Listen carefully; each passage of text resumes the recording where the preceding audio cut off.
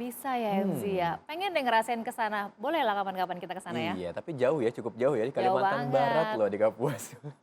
Iya, tapi terlepas dari misteri tadi Aha, diceritakan katanya apa itu masalah gaib atau enggak, tapi kayaknya emang unik banget ya. Ini betul jangan-jangan banget. di bawahnya juga ada Aku juga punya pulau kapal selam. ngomong-ngomong. Pulau apa? Pulau cinta. Pulau Tapi nggak Cinta. berpindah-pindah Bentuknya tempat. lompe kalau itu Cuman ya. satu doang.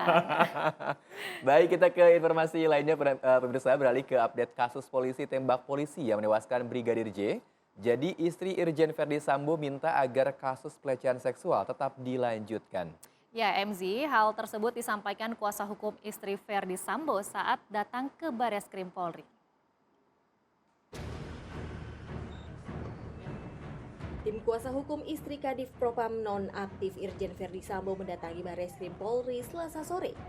Tujuannya untuk menyerahkan surat permohonan dari kliennya agar kasus pelecehan seksual tetap dilanjutkan demi kepastian hukum.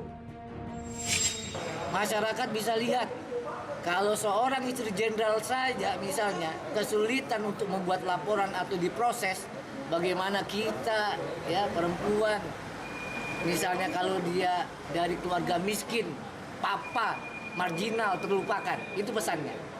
Jadi ini sebagai contoh begitu ya.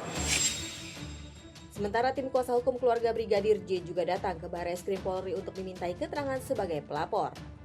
Tim kuasa hukum membawa sejumlah dokumen untuk menguatkan laporan mereka tentang dugaan penganiayaan dan pembunuhan berencana terhadap Brigadir J.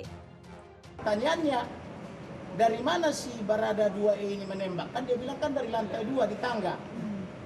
Kok kenanya ke belakang kepala? Berarti kan dia menggunakan peluru pintar yang bisa U-turn itu bisa muter balik kan gitu. Pelurunya dia peluru pintar.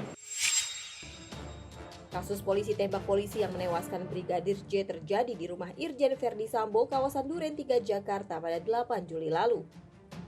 Sebelumnya Mabes Polri menyebut kasus ini berawal dari dugaan pelecehan seksual terhadap istri Irjen Sambo. Kasus ini jadi sorotan publik setelah ditemukan sejumlah kejanggalan hingga akhirnya Mabes Polri membentuk tim khusus. Belakangan Barada E dan istri Irjen Verdi Sambo justru meminta perlindungan ke Lembaga Perlindungan Saksi dan Korban atau LPSK. Ketua LPSK Hasto Atmojo Suroyo menilai penegak hukum harusnya menjadikan ajudan Verdi Sambo dan asisten rumah tangganya jadi saksi agar kasus ini segera terungkap. Ya misalnya orang yang ada di lokasi itu ada 2 orang ya, katanya ada 1 ajudan juga dan orang asisten rumah tangga lah atau supir. Dan itu saya kira potensial dia menjadi saksi. Mestinya aparat penegak hukum juga meminta mereka ini sebagai saksi. Demikian laporan tim Liputan Antv.